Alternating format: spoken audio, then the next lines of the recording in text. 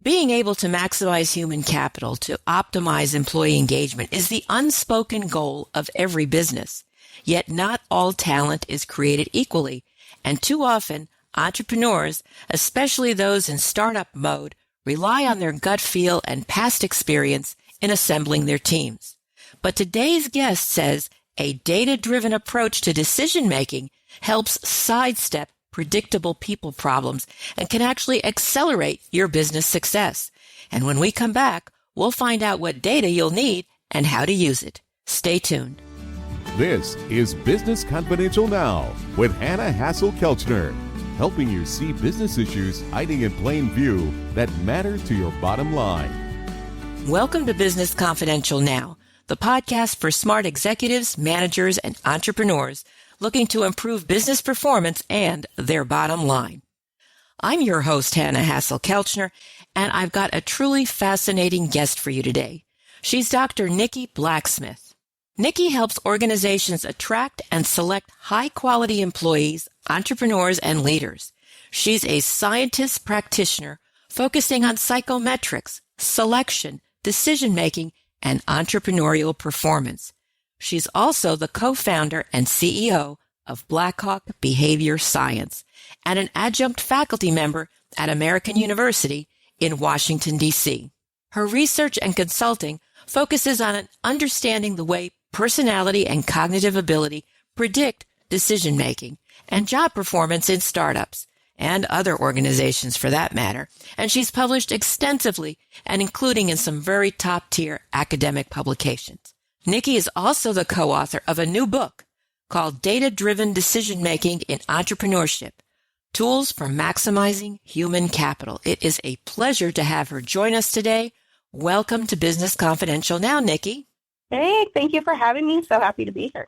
I'm glad to have you because I am so curious and I love the work that you're doing in helping businesses identify the right talent for their ventures. And I'm wondering, what are some of the common things that you've seen go wrong when organizations don't engage in data-driven decision-making to maximize human capital? Oh, where do I start? Anywhere you want.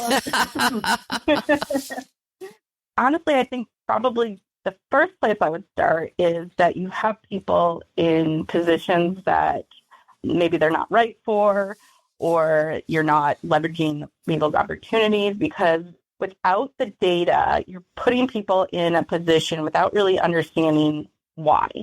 And I can give you an example. If you think about, let's say myself, for example, I'm very introverted. I like to play with data. If you put me in a role where I'm interacting with people all day long, every day, I'm going to be so exhausted by the end of the day. And I'm not sure that's going to give you my best performance.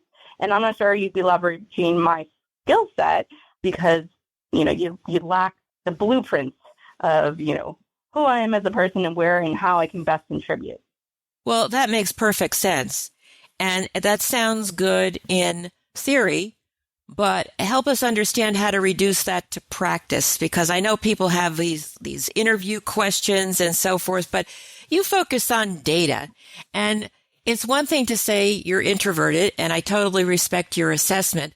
But some people are introverted, they can act extroverted. And so in an interview, that could give somebody the wrong impression if they really prefer more solitude, more think time. And as you said, being around people, yapping all the time just exhausts them because it drains them. Now, can they participate? Yeah, sure. They could be the life of the party for a short time, but they will be wiped out. And as you said, that's not really tapping into their biggest strength. So. Right. No, I think that's great. You bring up so many good points. For one, that example was oversimplified.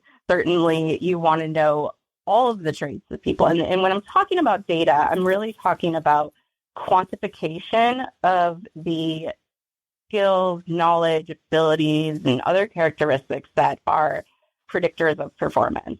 And that's not something that's easily gathered. You mentioned interview questions. I see a lot of times people just, they see Google doing some fun puzzle and they think like, oh, well, that's how to hire. That's the best way. Well, unless that person is going to be doing a lot of cognitive analysis and puzzle solving on the job, that might not be the best interview question. So when I'm talking about data, it almost starts before the data. It's understanding what is it exactly that makes somebody successful in this particular role and defining and understanding what those characteristics are, because you can't measure something, can't get metrics around it unless you understand exactly what it is you're trying to measure. So it all starts before the data part. And like you said, if somebody's introverted and they're in a role, I present, I go to conferences, I'm talking to you now. I have no problem being, around people, but that's not necessarily like where my fit is. So it's really about identifying the traits and figuring out, do they fit the particular role that the person is in? And then finding ways to measure it. And practically speaking, there's lots of different ways to do it. So there's lots of assessments out there that are available. The self-report, people answer questions online. Your listeners probably have taken many of them, applied to different jobs that they've been in. There's interview questions, but they have to be designed in a very structured format. They can't be a free-for-all discussion. Every question has to be carefully designed and administered to every single candidate so that you're comparing them on the same things. So those are just a couple ways to gather the data. But practically speaking, there's a lot of other ways too, like getting ratings from work sample, which is asking somebody to do just a portion of the job and then having subject matter experts or supervisors rate their performance. Wow, that covers a lot of ground because, I totally see your point about you have to know what it is you need to be successful in a particular role. And I think sometimes, especially smaller organizations and in a startup, a startup founder, they sort of intuitively know, but they aren't necessarily articulating it. And maybe making assumptions about, well, they're supposed to know X, Y, Z, when in reality they don't. They know A, B, C. I guess what I'd like to follow up on is when you talk about the characteristics. Okay, let's say we've identified what the characteristics are. But how do you measure some of this stuff? Isn't this really subjective, I should say? Actually, no.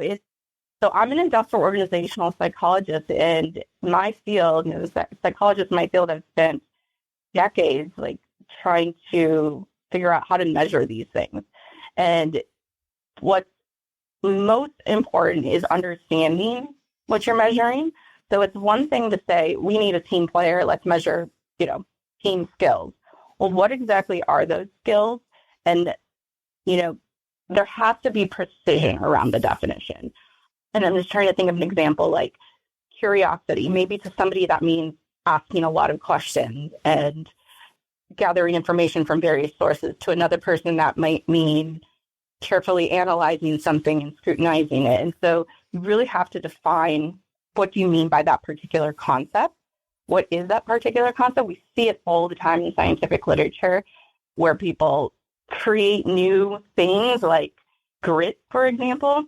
Grit, there's lots of books written about it, but it's not a single trait. It's actually a combination of different things, and knowing that it's a combination of those traits, and you can measure those traits directly. And we have designed statistical methods, and I'm going to try to keep this short so we can get real technical real fast, but basically statistical methods to remove the error that's associated with any kind of psychological assessment.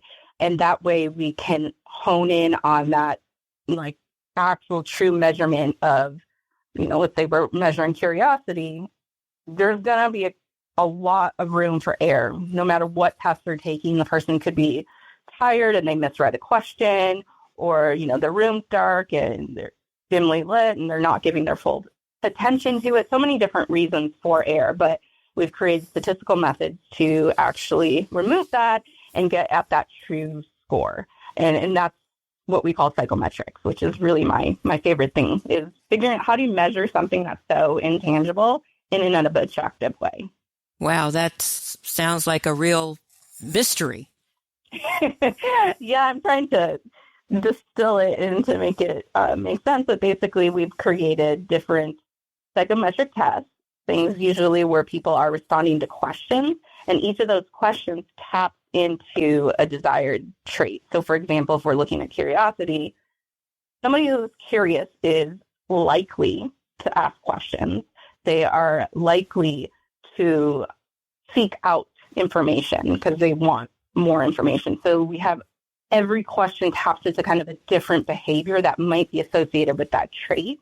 And then we can look at those questions and combine them and say, okay, what do they all have in common? That curiosity aspect.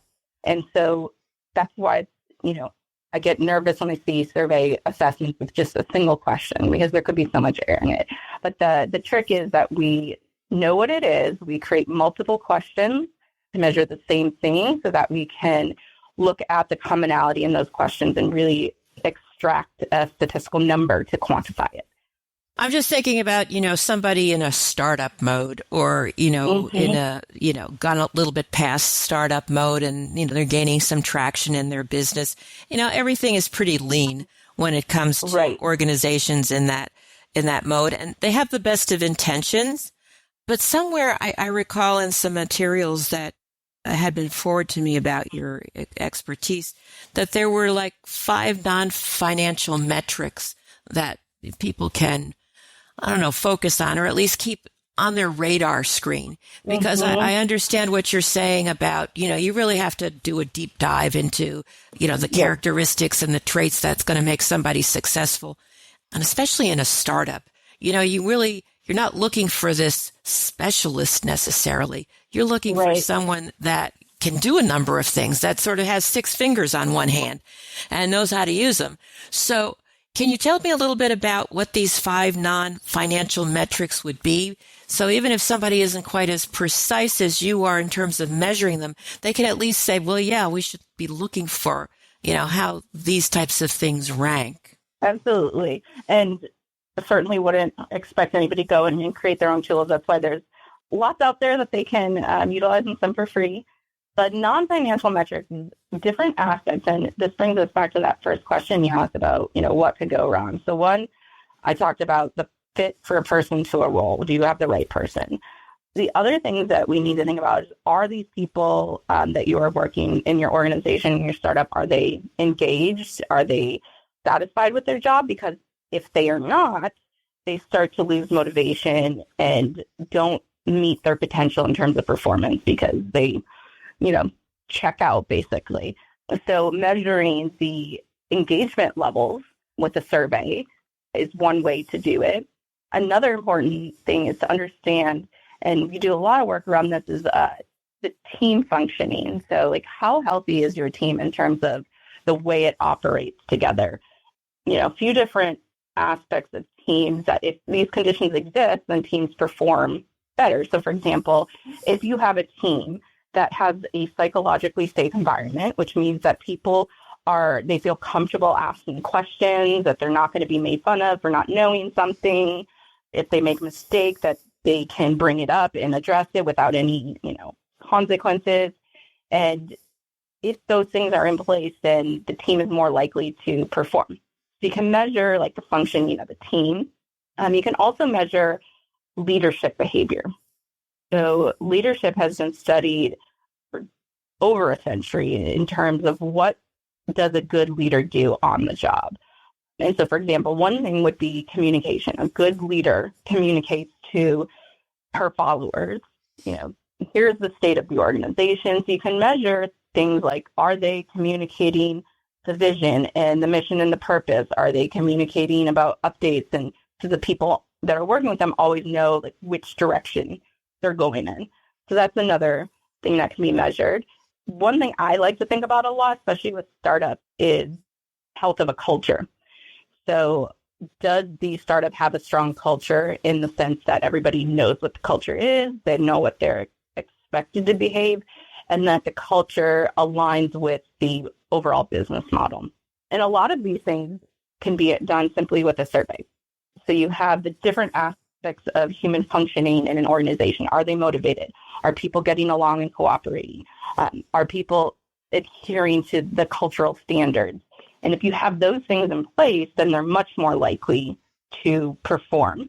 And people will stay longer because they enjoy their job. They're motivated to see the progress. So you save money on the retention, which I know is a big problem for startups. Employees come and go, and that is time consuming and very costly. So to create a culture and an environment where people feel safe and motivated, that's basically like money in the pocket.